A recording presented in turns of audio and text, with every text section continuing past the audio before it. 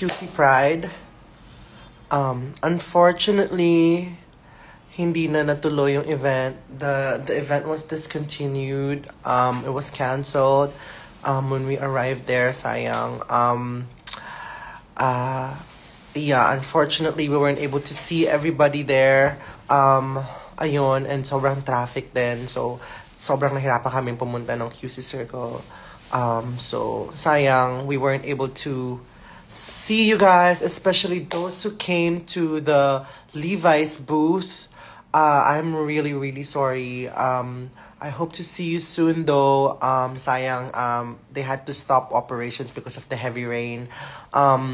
And even sa main stage, I think that's the same case. But at the end of the day, you know, they want to prioritize everyone's safety. So, sayang everybody. I hope nakauwi na kayo ng maayos. Sana ay may mga nasakyan na yung mga magko-commute, or sana nakauwi ng matiwasay yung mga maglalakad dahil medyo maulan kanina at medyo sobrang traffic talaga. Yeah, I would have loved to see everybody. Unfortunately, due to, you know, safety and technical reasons, na-discontinued na yung event kanina.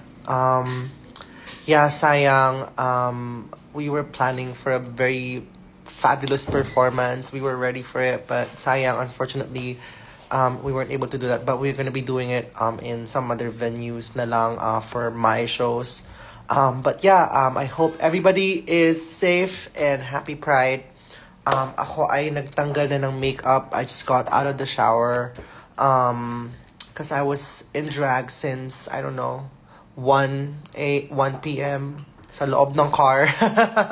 And the only means to celebrate Pride with you guys is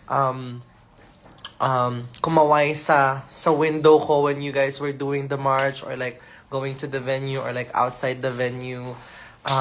Sayang, I would have loved to perform for you guys, and I would have loved to do the meet and greet with Levi's with you guys, pero that's the most we could do given the situation. Yeah, I know everyone's basang-basa lahat sa ulan.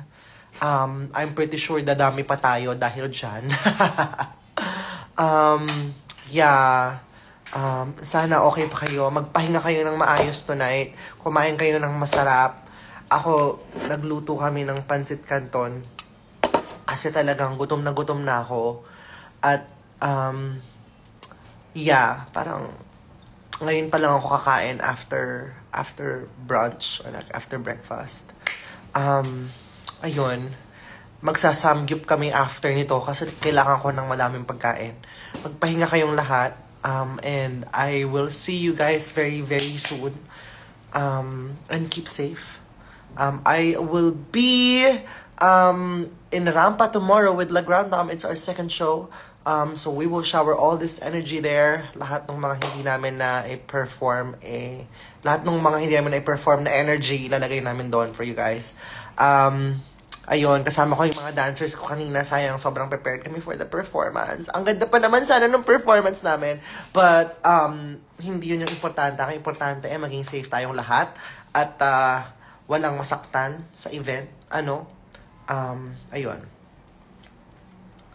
See you na lang sa 30. Yes, sa 30. Definitely. Yeah, hindi naman ako pagod today. It's just that, you know, sayang yung drag energy. Hindi namin nailabas.